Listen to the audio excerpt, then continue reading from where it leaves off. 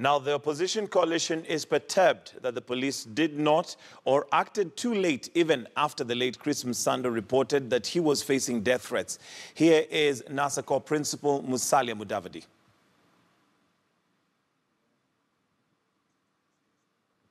All right, and let me introduce the panel that we have this morning for the political point. Welcome, it's Political Point, Kivumbi 2017. We stick with the election discourse with a bias on security. In studio to drive this conversation is Global Peace Foundation Executive Director Daniel Juma and analyst Vincent Kimosop and Joseph Simecha. Welcome, gentlemen, to the studio. And of course, this being a day where Kenya wakes up again to other perturbing news. Let me start with you, Vincent, on the recent development on the fact that, the reports came in with Sando missing on Friday, and Kenyans were hoping against hope, especially the family, that he would be found alive, but that's not the case. Your thoughts on that, especially coming just so close to the election? I think today we are all speaking as one country and one people. A Kenyan has died. And allow me to send my message of condolences. Our prayers and thoughts are with the family. And also as the secretary of the Kenya Christian Professionals Forum, where we defend the right to life, I would want to say that this act ought to be condemned, and really the security apparatus ought to bring this thing to a speedy investigation, bring everything to light. Now, coming to your point, it's been a very challenging to really tell us what is the organizing question for this election. And I can tell you, based on the developments in the recent past, it is firm. At the heart of this election is the electoral process. And the death, therefore, of an ICT manager even really throws this thing clearly into the heart of the politics. So for me, what I can point out is that IEBC, all the electoral actors must up their game. We need information, because if we don't have information in the public square, it gives room for spin and speculation. Because the reports that was on air is that he had reported that his life is in danger. So the police need to come out clearly. What have they done into the process? I think the best way of even doing this investigation is even accepting collaboration and support from external partners, just to enhance the level of transparency and accountability into the process. Mike, as I'm speaking to you, we have a widow, we have orphans. I think also by proactively engaging and telling Kenyans the truth, the beauty with the truth, however painful it is, it sets people free. Currently, there is an environment of fear, and fear is not good as we move to an election, Mike. All right, Joseph, we had the police spokesman here, Charles Owino, and he admitted not only had he reported to the police, but even to him in person, that his life was under threat. But sometimes, from the police end, there's a procedure that you have to go through, and maybe for them to begin investigations. Your thoughts, have the police failed dismally in this particular case, especially given the timing? Yeah, I think the police certainly have failed. And the reason I say that, the position he was holding, and anybody who is in a critical position in the management of these elections, has to be taken a lot more seriously than they seem to have taken. And it's not just the police. I would say the police and the commission itself, the commissioners, the chairman and the commissioners. Because right now, if there are people who could make a mistake, even just a silly, careless mistake, and it sets the country alight, it is the Independent Electoral and Boundaries Commission of Kenya.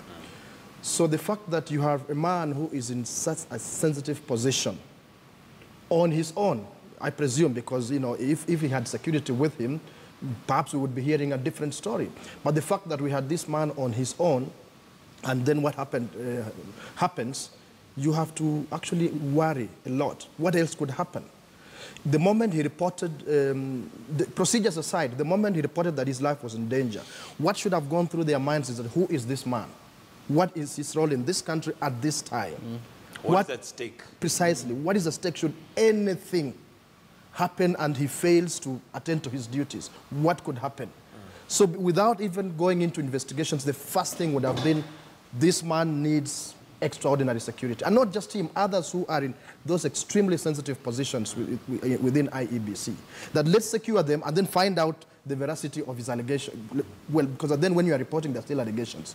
Let's first secure this man because of the position he's holding, and then find out the veracity of his allegations. So in that context, I say the police have failed us, as they've done many, many times in many other cases. All right, Daniel, we still have other commissioners, and I believe 2 of them have already come out and said their lives are also under threat. What should we expect the police service to do as we speak? What should already be in place? Thank you very much. And also, let me send a message of condolence to the family of Chris Musando.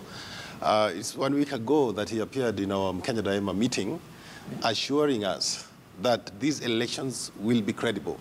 As you know, everyone has been worried about these elections. Are they going to be credible or not? But this is one man who had put his life on the line, working late until 10 p.m.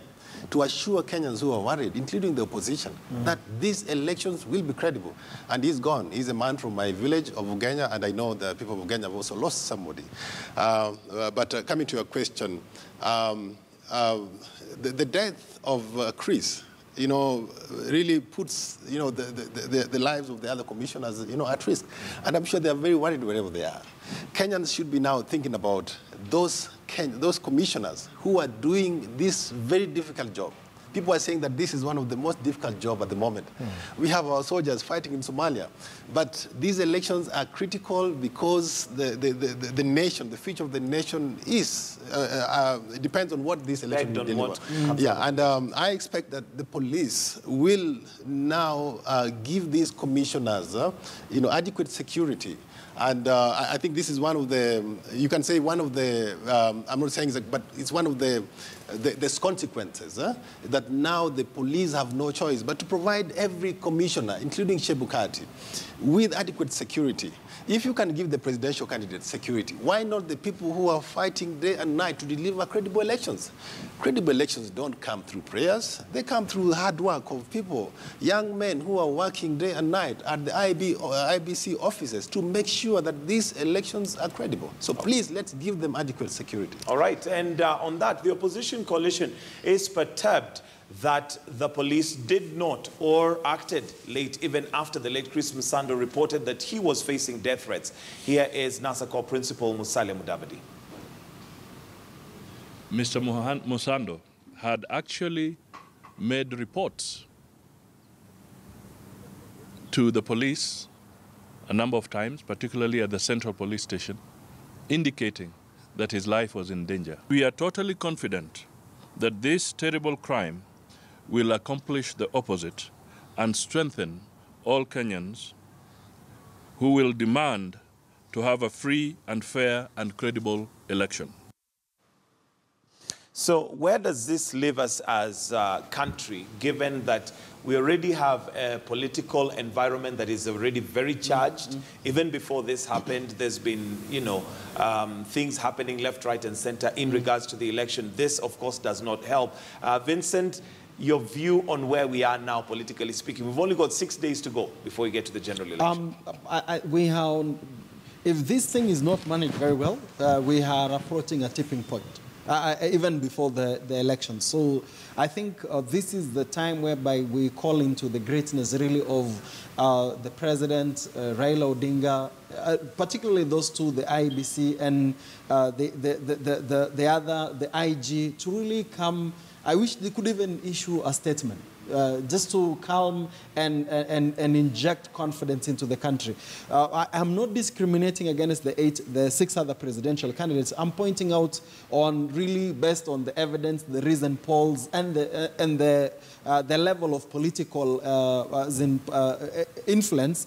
If they could even jointly, remember after Westgate, the president spoke together with the political class, and the country was united in facing that thing. I think this is the time whereby we need to calm the emotions. And allow me, Mike, to point out, in addition to what my colleagues have pointed out, that it is important for us to have security for the commissioners, based on the judgment of the Court of Appeal, that actually pointed out that all the results will be done, tallied and the results from the constituencies are final, it even brings on board a new category of people to the security purvey, and that is the returning officers. So the 290 returning officers ought to be part of the security arrangement and framework, securing their homes, secure as in getting to know even the whereabouts between now and to the elections, because their word is final, and when they declare those decisions, the results, it can only be altered by a court. So meaning that it therefore even raises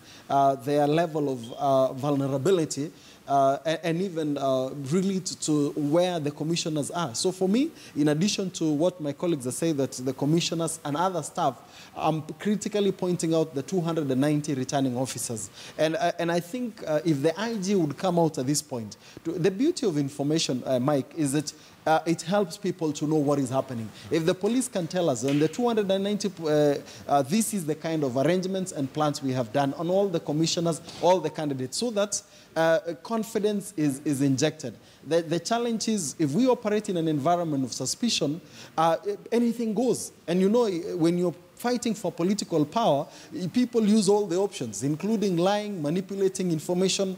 This is the time to really put everything into the limelight. And you know, the best disinfectant is that sunshine. Let everything be put into the light. Daniel, how important would it be for our political leaders, especially given now what has happened, to come together and issue, even if it was a joint statement? Would that help the country possibly gear up towards a peaceful election? I think it's very critical, and just like he said, I would call upon the president and the leader of the opposition, Mr. Raila Odinga, to speak together and give leadership to the nation. This is a critical time in the history of our nation, where we expect the millions of voters to come out and vote for them. I have always said that we are going to have peaceful and credible elections if everyone does their job. And I want the political leaders, the president does his job to provide leadership, to ensure that all Kenyans are safe, to ensure that everybody who is working hard to deliver these elections are safe, to ensure that even journalists like you, who are doing the oversight job, are not intimidated, are safe. And I think one of the most important things right now, moving forward, is because the death of Musando is an attack on our democracy. Now, it is a test on the preparedness of the IEBC. And I am sure that the IEBC has put in place what we call a business continuity plan, so that if Musando dies today, does the system fail?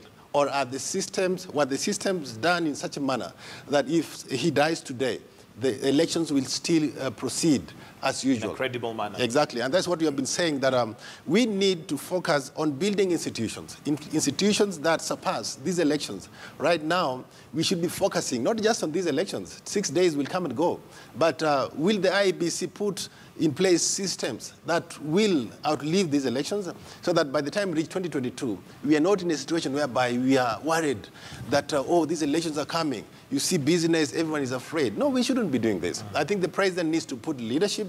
He is the president who will be remembered for having provided the atmosphere for delivering free and fair, credible elections. So he needs to provide leadership. The opposition leaders should also provide leadership and ensure that Kenyans are peaceful, Kenyans are ready to actually exercise their democratic right. All right. Joseph, your thoughts on the importance of leadership at this point in time. What our politicians say, and it's not just the president and the opposition leader. We have other leaders. For instance, even to do with Chris Musando's death, we have one leader who was found near the car, which of course just throws things into a tailspin. Your thoughts on the importance of what our leaders are doing right now, especially as we get closer to the elections? Yeah, well, but not just right now, but throughout, it's a legitimate expectation that our leaders should be responsible in their utterances. But the one you mentioned, I think this is Moses Kuria. Moses Kuria, yes.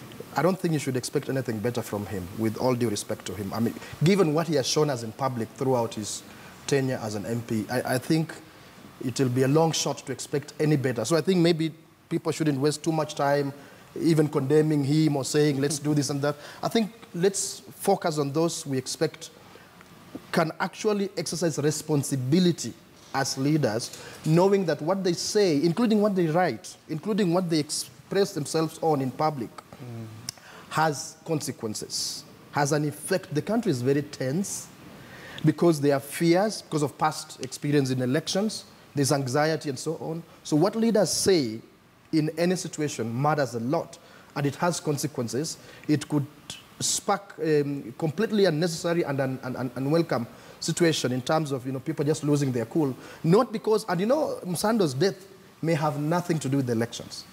May actually have nothing That's to a do. possibility. It's a possibility. It may have nothing to do with these elections. But because of the way it's handled, by the police, by the Electoral Commission, by leaders, because of what they say, it could push certain insinuations in people's minds and cement those insinuations. And whatever a leader says could light a spark, could light a fire. Because, where communication stops, I like to say that imagination takes over. So a lot of people, I think millions of people, are imagining what could have happened to this gentleman. And there are people who imagine and then make decisions based on those imaginations.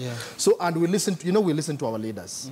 So I absolutely agree with my colleagues that our leaders must guide the nation, must speak in a manner that calms people, but at the same time demands justice. I also do not like this chorus of peace, peace, peace, peace, that let's not ask questions.